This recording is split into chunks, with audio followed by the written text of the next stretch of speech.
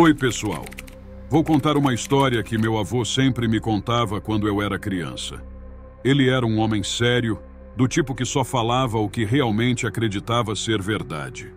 Desde pequeno, cresci ouvindo as histórias dele sobre a Amazônia, e essa, em especial, sempre me deu arrepios.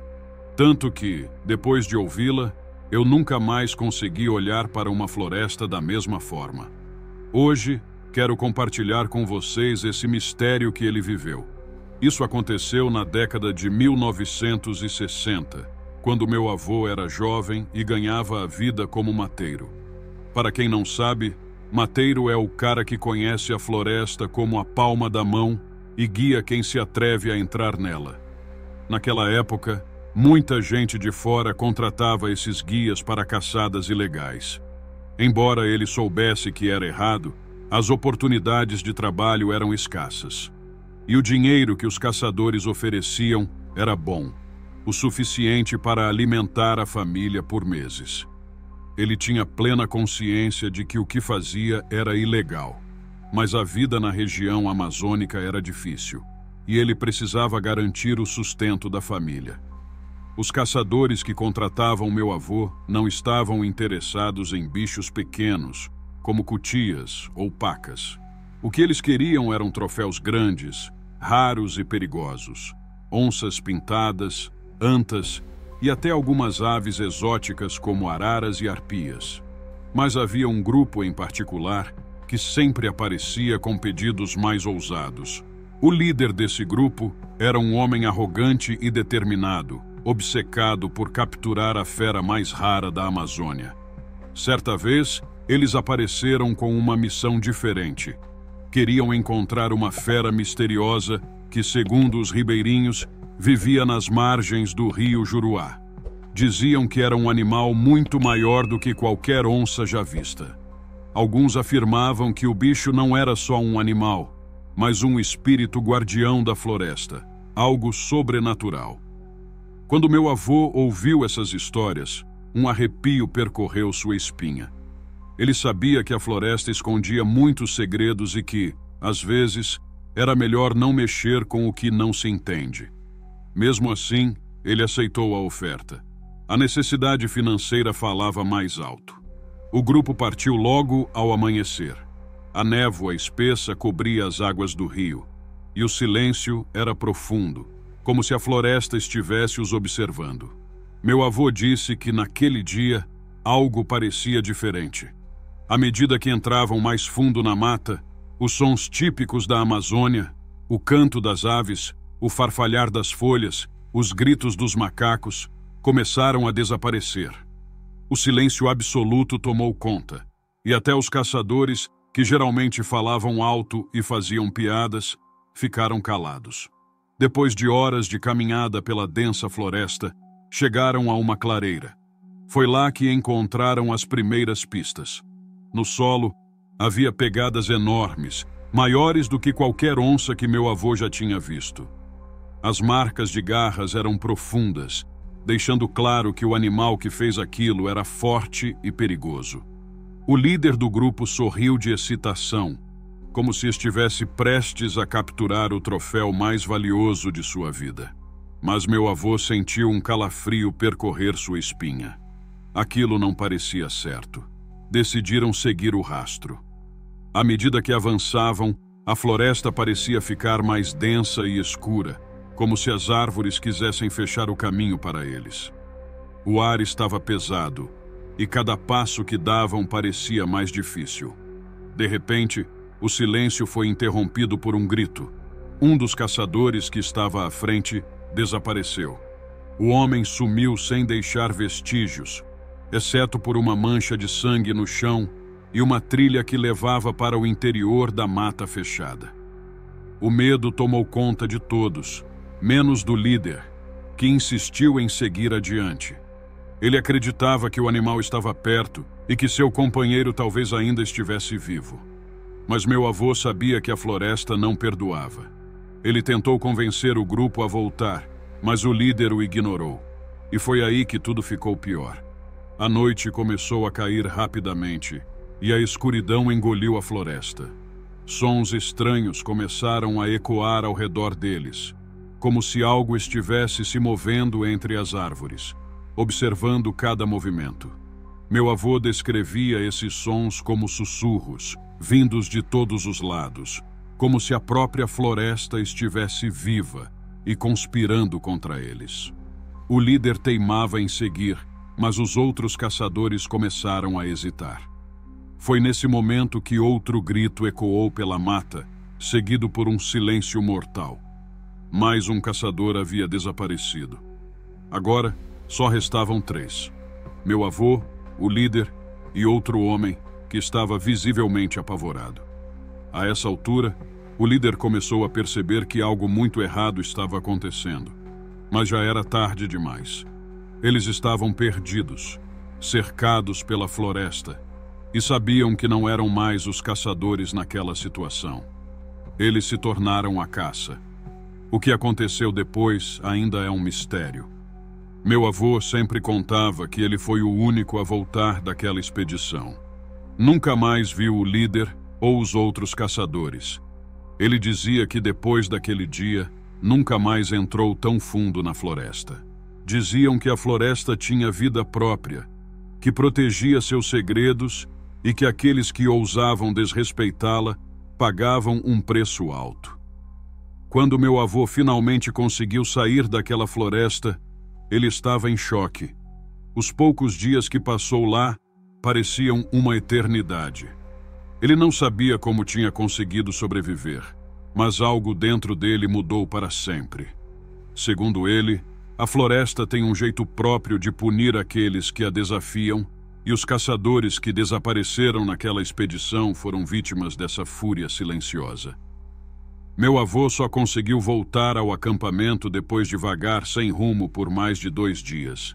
Ele estava fraco, faminto e desidratado, mas a pior parte era o medo. Durante todo o tempo em que esteve perdido, ele sentia como se algo o observasse, escondido entre as árvores.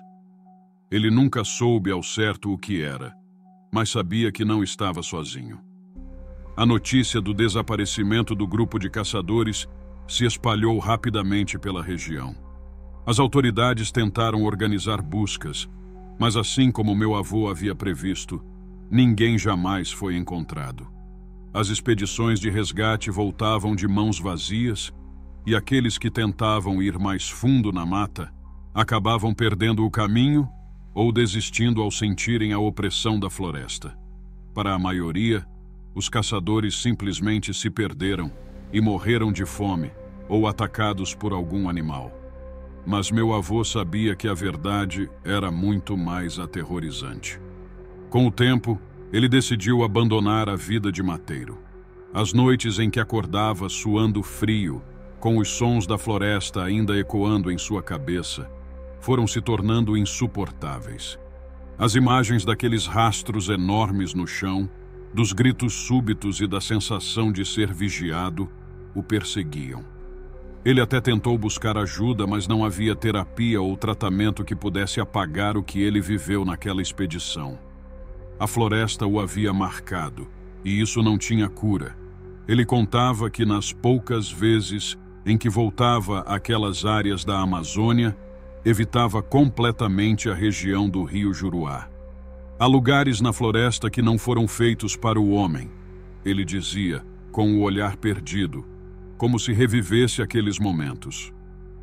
Os habitantes das redondezas também começaram a evitar a área, especialmente depois de outras histórias de desaparecimentos começarem a surgir. Alguns mateiros mais novos tentaram se aventurar por lá, na esperança de encontrar os corpos dos caçadores ou, quem sabe, a fera que os havia devorado. Nenhum deles teve sucesso, e alguns nem voltaram. Havia um consenso silencioso entre os mais experientes. Aquele pedaço da Amazônia era amaldiçoado.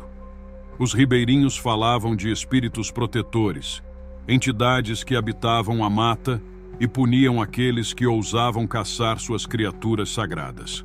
Histórias de assombrações, luzes misteriosas e ruídos inexplicáveis à noite começaram a circular entre os moradores locais.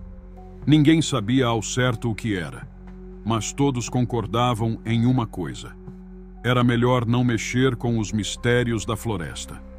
Anos mais tarde, meu avô decidiu que era hora de me contar essa história.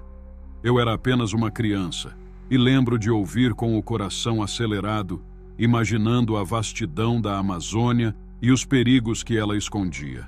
Ele sempre terminava com um aviso: nunca se esqueça, a floresta é viva e ela não perdoa. Na última vez que meu avô contou essa história, ele já estava muito doente e eu já era adulto. Ainda assim, a intensidade com que ele falava, o medo que ele sentia, permaneciam os mesmos. Ele nunca voltou a pisar nas áreas mais profundas da floresta depois daquele episódio. E embora tenha vivido muitos anos depois disso, eu podia ver que a Amazônia o havia assombrado até o fim de seus dias. Sempre que escuto relatos de desaparecimentos misteriosos na Amazônia ou caçadores que nunca voltam, eu me lembro dessa história. Talvez o que aconteceu com meu avô não tenha sido um caso isolado. Quem sabe quantas outras pessoas desapareceram nas profundezas da floresta, vítimas do que quer que viva lá. E então me pergunto: será que a Amazônia guarda segredos que nunca deveríamos tentar desvendar? Será que meu avô viu algo que não deveria? Só sei que depois de ouvir essa história tantas vezes, eu nunca tive coragem de me aventurar além dos limites das trilhas conhecidas. E aconselho que vocês também não o façam. Fico me perguntando se aqueles caçadores, no fundo, sabiam no que estavam se metendo ou se a ganância os cegou completamente. O que quer que seja que os tenha levado, permanece lá, na escuridão da floresta, esperando por aqueles que ousam invadir seu território.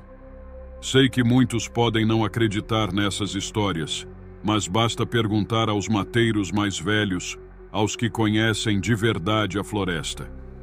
Todos eles têm algo a contar, e nenhum deles voltaria para esses lugares, porque sabem que alguns mistérios da Amazônia são grandes demais para serem revelados. Oi, pessoal! Meu nome é Marcos e decidi contar para vocês uma história que aconteceu há alguns anos, algo que mudou completamente minha visão sobre a Amazônia e sobre as coisas que realmente vivem por lá.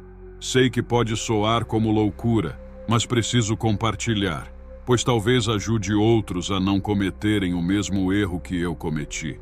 Tudo começou em 2010. Quando eu trabalhava como guia para alguns caçadores que vinham de fora, homens ricos que pagavam caro para entrar nas profundezas da floresta em busca de animais raros. Eu sabia que aquilo era ilegal, mas o dinheiro era bom, e naquela época eu não via outra maneira de sustentar minha família. Não me orgulho do que fazia, mas naquelas terras, ou você joga o jogo, ou é engolido pelas circunstâncias.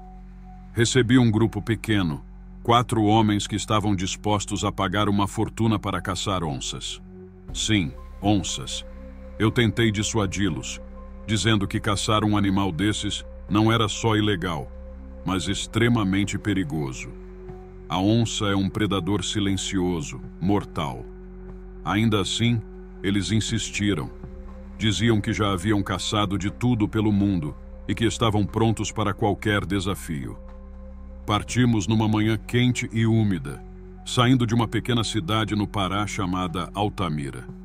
Seguimos em direção a uma área remota perto do rio Xingu, uma região onde a floresta é tão densa que mal se vê o céu. Logo que entramos no coração da mata, comecei a sentir uma estranha sensação de desconforto. Não era incomum sentir isso.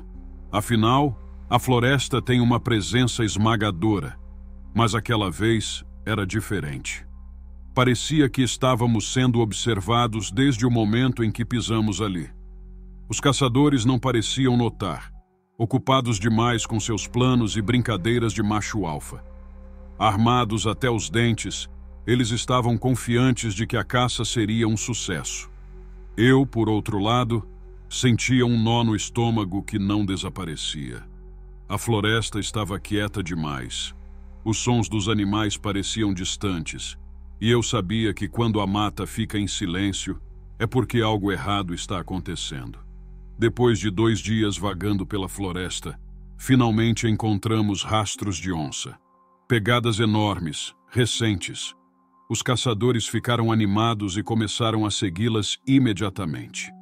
Eu ia à frente, guiando-os, mas com cada passo que dávamos, a sensação de que algo estava errado aumentava.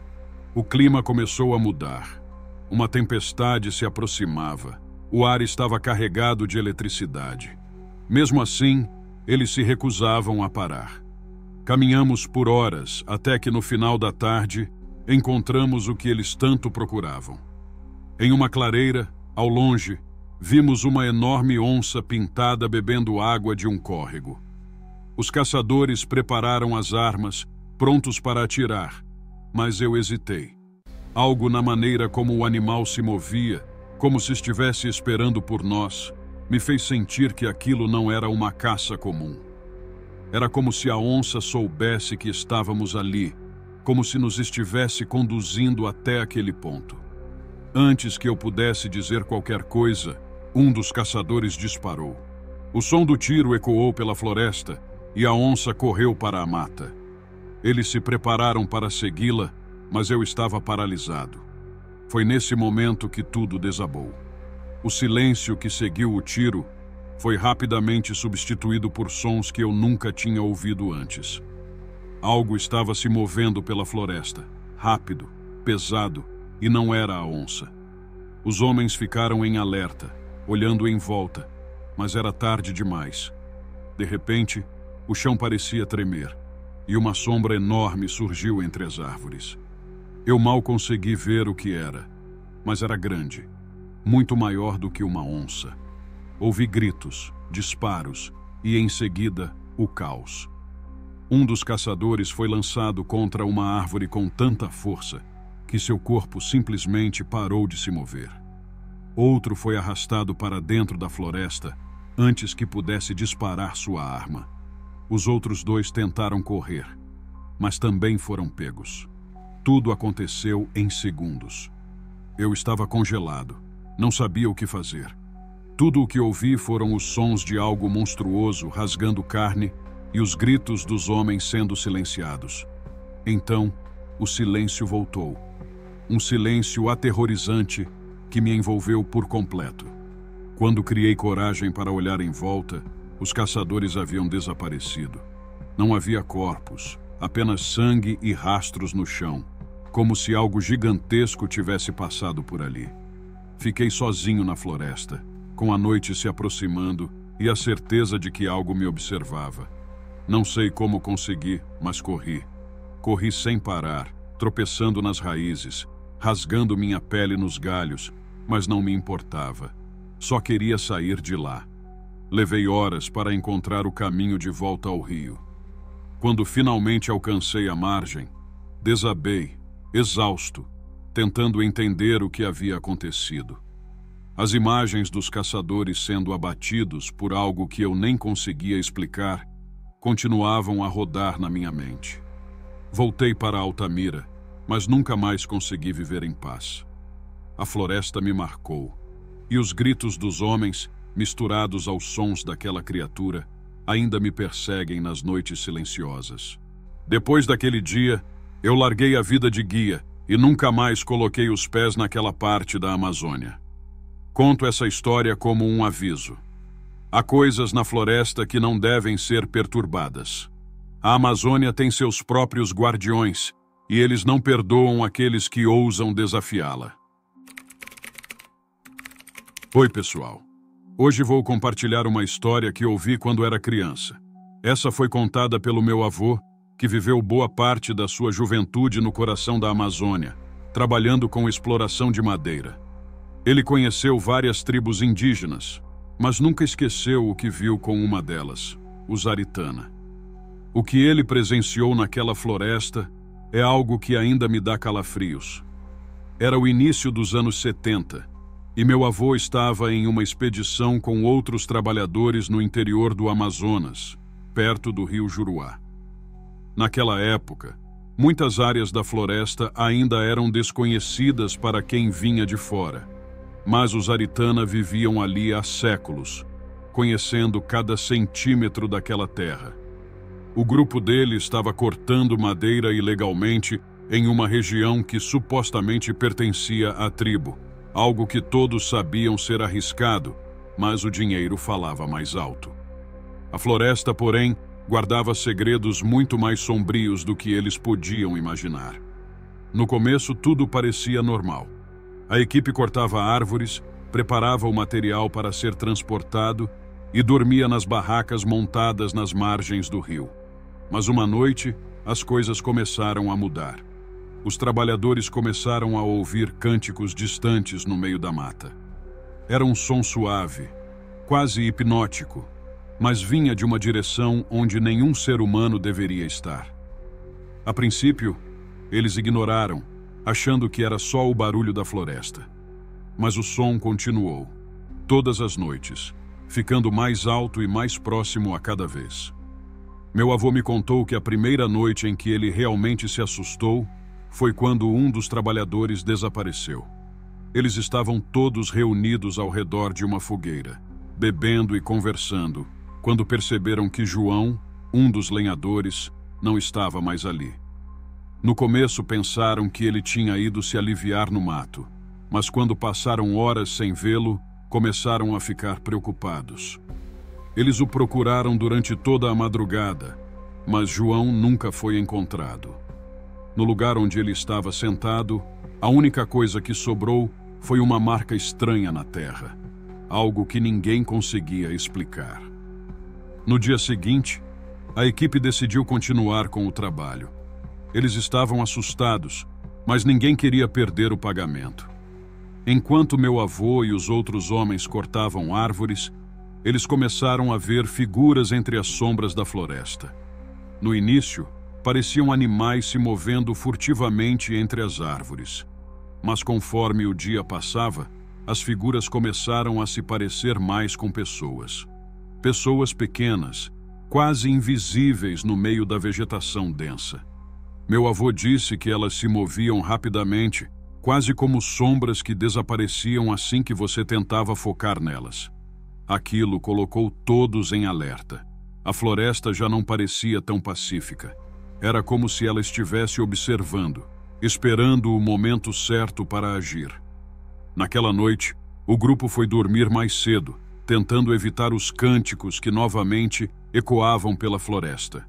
Mas dessa vez, os sons estavam mais próximos. Eles podiam ouvir claramente vozes cantando em uma língua que ninguém conhecia. Foi então que a tribo Aritana apareceu. Eles surgiram das sombras sem fazer barulho, como se fossem parte da própria floresta. Eram silenciosos e tinham uma presença que fez o coração de meu avô disparar. O chefe da tribo, um homem de olhos penetrantes, se aproximou do grupo com uma calma assustadora. Ele falava em português com um sotaque forte, e o que disse deixou todos apavorados. Vocês violaram as terras sagradas. Os espíritos estão furiosos. A princípio, ninguém do grupo levou aquilo a sério. Eram apenas indígenas tentando proteger seu território, pensaram. Eles até riram de nervoso, achando que poderiam negociar com eles, oferecer dinheiro ou qualquer coisa. Mas o chefe da tribo apenas balançou a cabeça e disse: os espíritos não aceitam ouro. Eles querem o que é deles. O grupo de trabalhadores ignorou o aviso e continuou sua rotina, mas os acontecimentos estranhos não pararam. Mais 2 homens desapareceram nas noites seguintes, sem deixar vestígios. O pavor começou a se espalhar entre eles, mas nenhum sabia o que fazer. Eles estavam em território desconhecido, rodeados por uma tribo que falava de espíritos antigos e poderes além da compreensão deles. No final da semana, meu avô não aguentava mais. Ele decidiu que voltaria para a cidade, mesmo que isso significasse perder seu salário. Algo naquela floresta estava vivo, algo que ele não conseguia explicar. e ele sabia que precisava sair antes que fosse tarde demais. Na noite antes de sua partida, ele teve o que descreveu como o encontro mais aterrorizante de sua vida. Na manhã seguinte, meu avô não esperou por ninguém. Ele juntou o que pôde e partiu, deixando para trás os colegas de trabalho que ainda estavam hesitantes. A tensão entre eles era visível, mas o medo de perder o pagamento os mantinha ali, como se o dinheiro pudesse protegê-los das forças que habitavam a floresta. Meu avô seguiu sozinho pela trilha, guiado apenas pelo instinto de sobrevivência. A floresta parecia diferente naquela manhã. A cada passo, as árvores pareciam fechar-se ao redor dele, como se estivessem vivas e observando cada movimento seu. As sombras pareciam dançar nas extremidades de sua visão, e os cânticos que ele ouvira nas noites anteriores agora ecoavam mais uma vez, mas de maneira mais baixa, como um sussurro ao longe. Era como se a floresta estivesse se despedindo dele, ou talvez o alertando de que o pior ainda estava por vir. Após horas caminhando, ele chegou ao rio que marcava o limite do território dos Aritana. Sentiu um alívio temporário, acreditando que estava deixando para trás o pesadelo daquelas terras.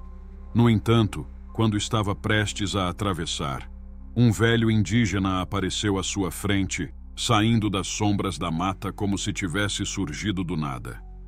Esse homem não se parecia com os outros Aritana que meu avô tinha visto antes. Ele estava coberto de pinturas rituais e segurava um cajado ornamentado com penas e ossos. Seus olhos profundos e penetrantes pareciam olhar diretamente para a alma do meu avô. Ele falou em um português lento e deliberado, como se escolhesse cada palavra com cuidado. Você viu os espíritos e sobreviveu, mas não se esqueça, eles sempre cobram um preço.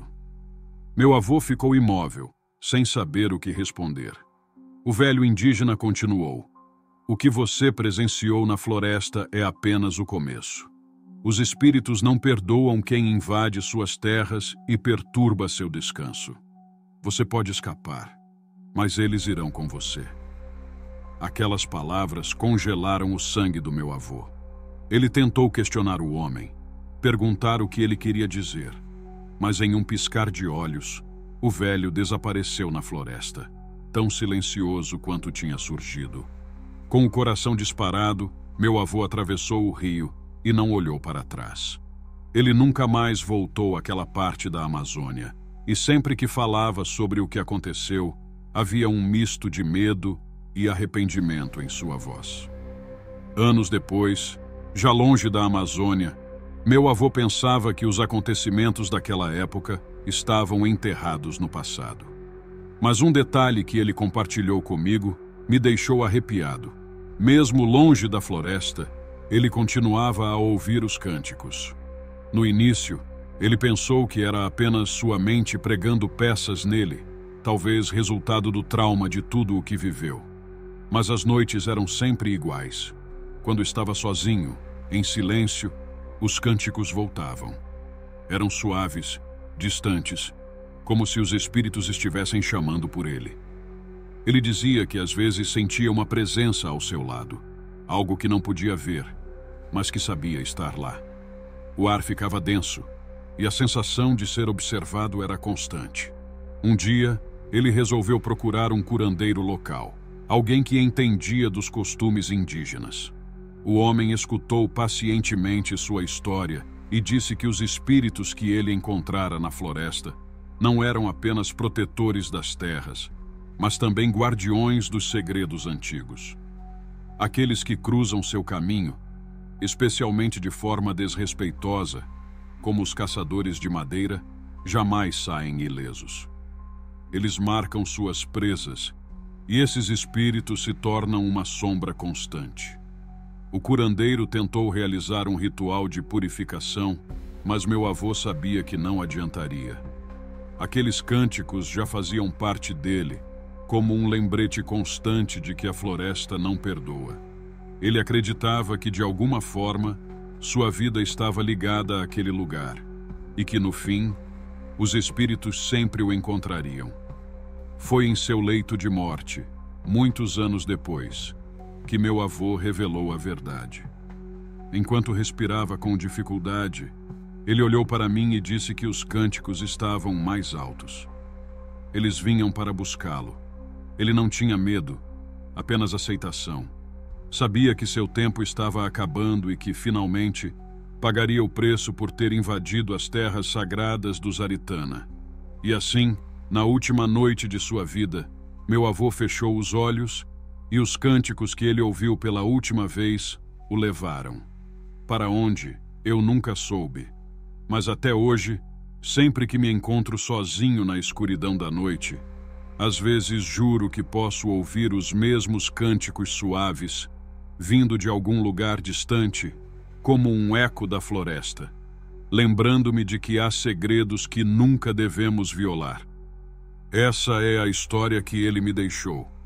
Eu nunca voltei à Amazônia e talvez nunca volte. Não sei se os espíritos ainda estão lá, vigiando, mas uma coisa é certa. A floresta tem sua própria forma de justiça, e ela não esquece. Oi, pessoal. Hoje eu vou contar para vocês uma história que me arrepia até os ossos só de lembrar. Essa foi uma das histórias que meu avô, um mateiro experiente que desbravava os confins da Amazônia, me contou. Ele sempre dizia que a floresta escondia mistérios que a maioria das pessoas jamais imaginaria. E essa história, em particular, foi uma das que mais me marcaram. Foi nos anos 1980, quando meu avô foi contratado por um grupo de homens de fora, com dinheiro e muita ganância, interessados em caçar uma criatura lendária que habitava o coração da floresta. Eles haviam ouvido falar de uma cobra gigantesca, uma serpente tão colossal que parecia uma lenda, mas as histórias eram tão persistentes que decidiram ir atrás dela. Diziam que ela era maior que qualquer sucuri já registrada, uma criatura capaz de devorar qualquer coisa em seu caminho, inclusive homens.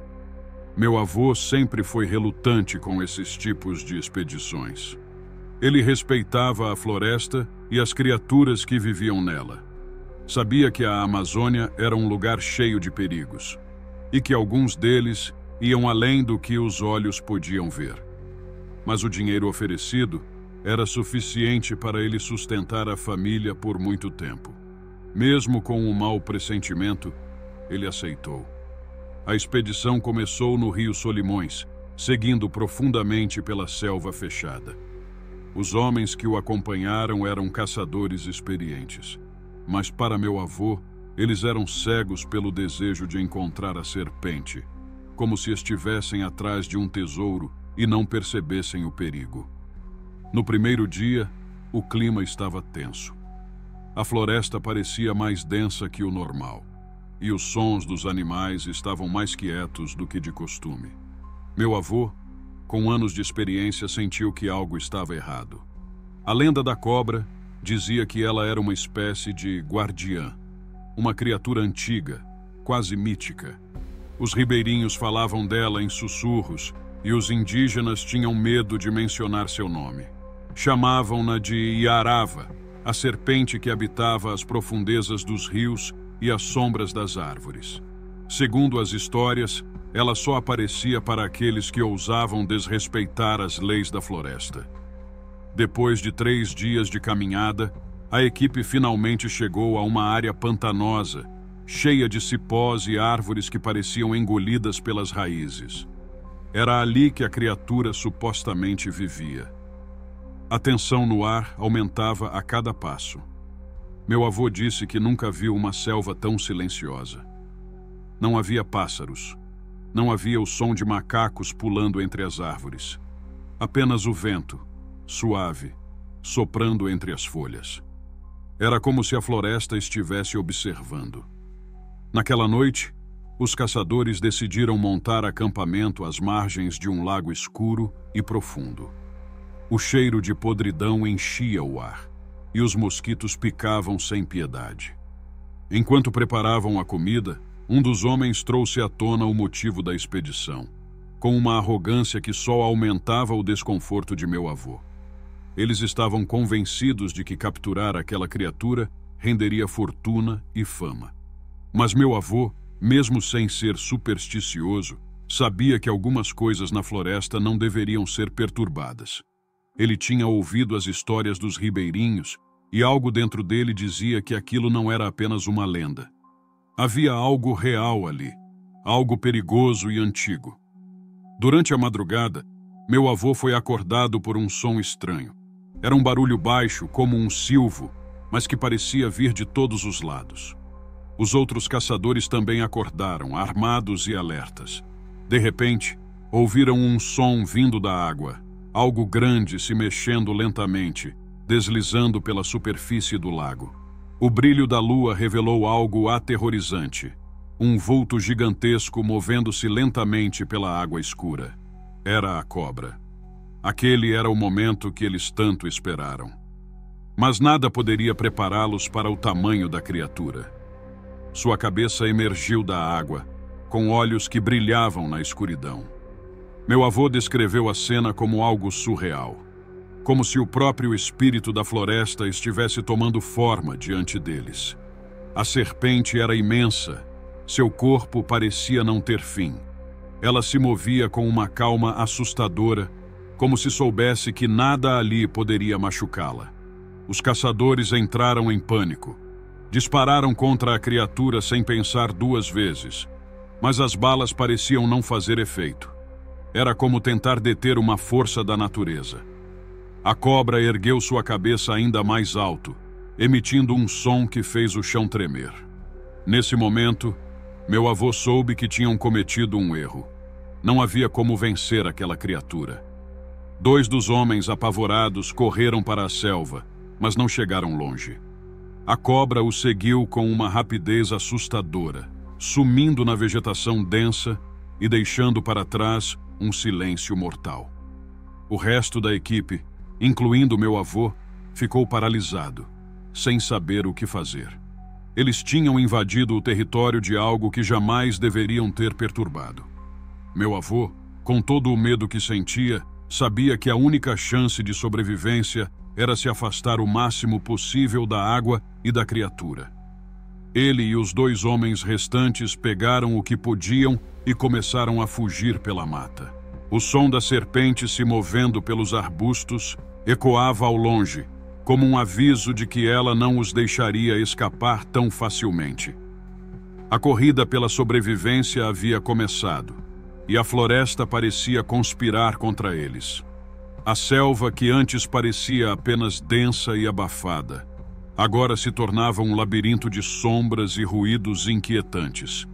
A cada passo que meu avô e os outros 2 sobreviventes davam, pareciam mais presos àquele ambiente opressor. O som da serpente gigante e arava parecia persegui-los. Era como se a floresta estivesse viva, uma extensão da criatura, bloqueando o caminho, empurrando-os de volta para a beira do lago. O ar estava pesado, difícil de respirar, como se até o próprio oxigênio fosse controlado pela presença daquela cobra mítica. Os olhos de meu avô estavam arregalados, os ouvidos atentos a qualquer movimento entre as árvores, qualquer som que pudesse indicar a aproximação da criatura. O farfalhar das folhas, o estalar dos galhos, cada som parecia amplificado naquela escuridão sufocante. "Precisamos continuar!" Um dos caçadores gritou, com o rosto suado e a voz trêmula. Ele não parava de olhar para trás, como se a qualquer momento a criatura pudesse surgir entre as árvores. Mas o caminho pela frente era traiçoeiro. A floresta, cheia de raízes e terrenos irregulares, dificultava a fuga. As luzes de suas lanternas eram fracas, lançando sombras longas e distorcidas nas árvores ao redor. A adrenalina os impelia para frente, mas o medo de virar as costas para aquela coisa era maior. Era como se a serpente estivesse esperando o momento certo para atacar. Depois de horas correndo, eles chegaram a uma área mais aberta, onde a vegetação era menos densa e o solo parecia menos úmido. A lua iluminava um antigo igarapé, cercado por árvores retorcidas e plantas que pareciam há muito mortas. Eles pararam por um instante, ofegantes, tentando entender se a criatura ainda estava atrás deles. "Será que conseguimos?" Um dos caçadores perguntou com a voz fraca, os olhos arregalados de puro terror. Mas antes que pudessem responder, um movimento no fundo da floresta fez com que todos se virassem de uma vez. As folhas farfalharam e o chão tremeu levemente. A gigante serpente Yaravá estava ali, espreitando das sombras. Seu corpo se movia com uma agilidade assustadora, suas escamas refletindo o pouco de luz que ainda havia. Aquilo não era uma cobra comum. Ela parecia saber exatamente o que estava fazendo, como se estivesse brincando com eles. "Corra!" meu avô gritou, puxando os outros pela roupa, forçando-os a continuar a fuga. Eles sabiam que não poderiam lutar contra aquilo. As balas dos rifles já haviam provado ser inúteis. A única chance era continuar correndo, tentar escapar daquela criatura implacável. Mas enquanto avançavam, o terreno começou a ceder. O solo, úmido e traiçoeiro, começou a afundar, como se o próprio chão estivesse contra eles. Um dos caçadores caiu em um buraco de lama até a cintura, gritando por ajuda, enquanto a serpente se aproximava, lenta e calculada. Meu avô tentou puxá-lo, mas o homem estava preso. O desespero no olhar dele era impossível de descrever. Antes que pudesse ser salvo, a serpente surgiu das sombras, erguendo sua cabeça colossal e, com um movimento rápido, atacou. Em um segundo, o homem foi arrastado para as profundezas da floresta, seus gritos abafados pelo som da vegetação se fechando ao seu redor. O silêncio mortal que se seguiu foi como um soco no estômago. Só restavam meu avô e um último caçador. Eles correram com todas as forças que restavam. O som da serpente se aproximava mais e mais, mas agora parecia brincar com eles, como se soubesse que eles não tinham para onde fugir. Cada passo que davam, o desespero aumentava. A floresta parecia sem fim, e a sensação de que estavam sendo observados por mais do que apenas a serpente não os deixava. Finalmente, chegaram a uma clareira, onde o rio se alargava. As margens lamacentas indicavam que estavam perto de algum afluente maior. O caçador restante, exausto, caiu de joelhos, respirando com dificuldade. "Não tem jeito. Ela vai nos pegar", ele murmurou derrotado. Mas meu avô, mesmo sentindo o medo corroer cada pedaço de seu ser, se recusava a desistir. Ele sabia que a única chance de escapar era através do rio. Se conseguissem atravessá-lo, talvez a serpente os deixasse em paz. Mas antes que pudessem fazer qualquer coisa, a criatura emergiu das sombras uma última vez. Seus olhos brilhavam com uma inteligência fria, como se entendesse o desespero deles. Foi então que, em um ato de pura coragem ou loucura, o outro caçador pegou uma faca de sua mochila e correu em direção à serpente, gritando e brandindo a lâmina com toda a força que tinha. Meu avô nunca soube se aquilo foi uma tentativa real de derrotar a criatura ou apenas uma distração para que ele pudesse fugir. Mas foi o que salvou sua vida. Enquanto a serpente focava no homem, meu avô pulou no rio e começou a nadar com todas as suas forças. A correnteza era forte e ele mal conseguia manter a cabeça fora d'água, mas ele sabia que essa era sua única chance. Quando finalmente chegou à outra margem, ofegante e coberto de lama, olhou para trás e viu a serpente enrolada no corpo do outro caçador, esmagando-o lentamente até não sobrar mais nada. O silêncio que se seguiu foi aterrorizante. A serpente desapareceu nas sombras, e meu avô, com o coração disparado, sabia que tinha escapado por muito pouco. Ele nunca mais voltou àquela parte da Amazônia. E até seus últimos dias, ele dizia que alguns segredos da floresta deveriam permanecer intocados. Oi, pessoal. Hoje vou contar uma história que escutei quando era mais jovem, de um amigo do meu avô. Ele trabalhava para uma madeireira clandestina no meio da Amazônia. Os detalhes dessa história sempre me deixaram com a sensação de que a floresta é muito mais viva do que imaginamos, e não no bom sentido. Era meados dos anos 80, quando essa madeireira começou a operar ilegalmente em uma área da floresta densa e remota, próxima ao rio Javari, bem na fronteira com o Peru. A região era conhecida por ser rica em madeira de alto valor, como mogno e cedro. Havia um grupo de trabalhadores, cerca de 10 homens, que se estabeleceram em um acampamento improvisado no meio da mata. Eles montaram barracas de lona, iluminaram o local com lamparinas e iniciaram as operações com motosserras e caminhões. A floresta era inóspita e fechada, e as trilhas que criavam com o desmatamento eram as únicas formas de se locomover por ali. Meu avô sempre dizia que quem trabalha com a floresta precisa respeitá-la, e que aquela equipe parecia esquecer disso. No entanto, o trabalho era lucrativo, e os chefes queriam tirar o máximo da terra antes que qualquer fiscalização aparecesse. Logo nas primeiras semanas, algo estranho começou a acontecer. Todos os dias, ao cair da noite, os trabalhadores ouviam gritos. Não eram normais, não pareciam animais, nem o vento cortando as árvores. Eram gritos humanos. Sempre que escurecia, começavam. Longos, dolorosos, como se alguém estivesse sendo torturado nas profundezas da selva. Inicialmente, pensaram que era algum animal ferido ou talvez alguém perdido. Mandaram 2 dos trabalhadores, Paulo e Mendes, para verificar, mas eles voltaram de mãos vazias e pálidos como fantasmas. Não tem ninguém lá, dizia Paulo, sua voz trêmula. Mas aqueles gritos, eles não são naturais. Apesar dos gritos perturbadores, o trabalho continuou. O lucro falava mais alto que o medo. No entanto, à medida que os dias passavam, a intensidade dos gritos aumentava. E então, os trabalhadores começaram a desaparecer. A primeira pessoa a assumir foi Jair, o operador da motosserra.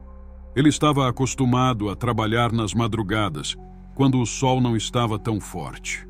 Um dia, ele foi até a área de corte sozinho, mas nunca mais voltou. A motosserra dele foi encontrada no chão, ainda ligada, com a corrente enroscada em um tronco.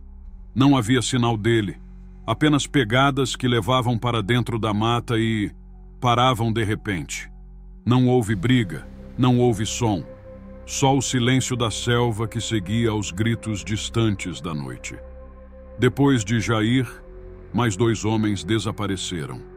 Os trabalhadores restantes começaram a perder o controle. Eles não sabiam o que estava acontecendo, mas sabiam que a floresta estava de alguma forma envolvida. Cada vez que a noite caía, os gritos voltavam, mais altos, mais desesperadores. Parecia que a própria mata estava gritando. Havia uma velha história que circulava entre as tribos locais sobre a Floresta dos Espíritos Esquecidos, uma região onde, segundo a lenda, almas de guerreiros indígenas, mortos em batalhas sangrentas com invasores, vagavam sem descanso. Essas almas gritavam à noite, lamentando a destruição de sua terra. Os trabalhadores não acreditavam nessas histórias, mas agora começavam a reconsiderar. Os chefes da operação decidiram que os gritos não eram motivo suficiente para interromper o desmatamento. Então pressionaram os trabalhadores restantes a continuar. Mandaram um novo carregamento de homens para substituir os desaparecidos.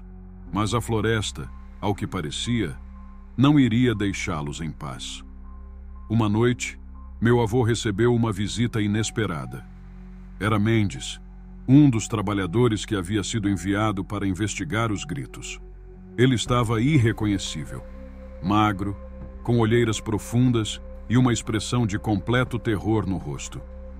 Eles não vão parar, disse Mendes com a voz embargada. Os gritos, Eles não vão parar até que todos nós sejamos levados. Mendes contou que ele e Paulo, na última incursão para verificar os gritos, haviam visto algo. Algo que ele não conseguia explicar. No meio da floresta, entre as árvores altas e as sombras, eles avistaram figuras. Figuras humanas, mas distorcidas, como se seus corpos fossem feitos de névoa e luz. Eles não se aproximaram, mas os gritos pareciam vir dessas figuras. E quando Paulo tentou falar com elas, ele simplesmente desapareceu, levado pela escuridão. Depois daquela noite, Mendes jurou nunca mais voltar à floresta. Ele deixou o trabalho, mas os gritos continuaram, segundo os moradores locais. Sempre à noite, sempre ecoando no silêncio da selva. Após a saída de Mendes, o acampamento da Madeireira ficou em um estado caótico.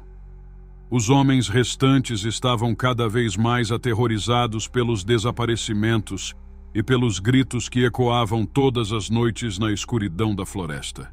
Ninguém conseguia dormir, e as lamparinas que antes iluminavam o acampamento passavam a noite tremendo sob o vento denso da mata, enquanto os gritos aumentavam, se aproximando cada vez mais. Mesmo assim, a empresa recusava-se a admitir que algo estava errado. Para eles, aquilo tudo era apenas histeria coletiva. Desesperados para não perder o lucro gerado pelo desmatamento ilegal, enviaram mais reforços. Mais 20 homens, acompanhados de equipamentos de última geração e até seguranças armados. Acreditavam que, com mais gente e uma presença intimidadora, poderiam resolver o que viam como superstição dos trabalhadores. Os novos homens chegaram confiantes, sem temer as histórias.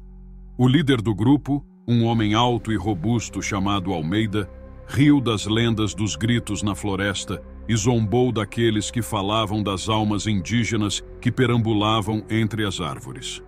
Ele era o típico homem que não acreditava em nada além do que podia ver. Seu lema era simples: se não dá para pegar com as mãos, então não existe. Almeida logo organizou a nova equipe e no primeiro dia, o trabalho recomeçou com força total.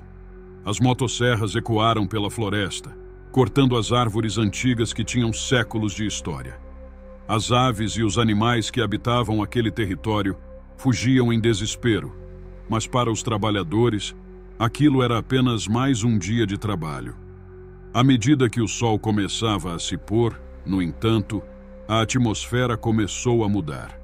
Os trabalhadores veteranos, aqueles que haviam sobrevivido aos primeiros desaparecimentos, começaram a ficar inquietos. Sabiam que assim que a escuridão tomasse conta da floresta, os gritos voltariam. E foi exatamente o que aconteceu. Assim que a noite caiu, os gritos começaram. Mas dessa vez, estavam mais próximos, mais intensos. Não eram apenas gritos de dor, eram lamentos, como se as almas da floresta estivessem clamando por justiça, por vingança.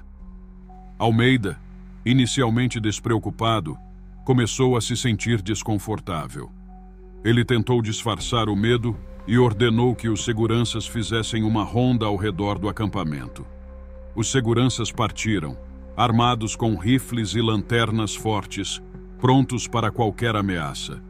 Porém, não demorou muito até que o primeiro deles voltasse correndo, ofegante, com os olhos arregalados de puro pavor. Ele falava sem parar, mas suas palavras eram incompreensíveis no meio do desespero. São eles! Estão aqui! Estão nas sombras! Não dá para ver direito, mas eles estão lá! Almeida não acreditou de imediato, mas quando outro segurança retornou com uma expressão igualmente apavorada e falando sobre figuras que pareciam aparecer e desaparecer entre as árvores, ele percebeu que algo estava realmente errado. Naquela noite, todos ficaram acordados, os gritos ecoando mais fortes do que nunca, parecendo vir de todos os lados. Por volta da meia-noite, os gritos cessaram de repente. Um silêncio pesado tomou conta do acampamento e os homens se entreolharam, esperando o pior. Almeida, determinado a acabar com o que ele chamava de paranoia, pegou uma lanterna e se aventurou na floresta, levando alguns dos homens consigo. Eles seguiram os sons dos gritos até chegarem a uma clareira aberta, onde viram algo que os fez congelar. No centro da clareira, onde o solo parecia mais escuro e denso, havia algo estranho. Era como um círculo de árvores mortas, todas retorcidas e sem vida, como se tivessem sido sugadas pela terra. No meio desse círculo, eles viram figuras, sombras altas e esguias, com formas vagamente humanas, mas que não pareciam pertencer a este mundo. Seus corpos se moviam de forma fluida, quase como fumaça, mas seus rostos estavam retorcidos em expressões de puro sofrimento. Os olhos, ou o que deveriam ser olhos, eram buracos vazios que pareciam sugar a luz da lanterna de Almeida.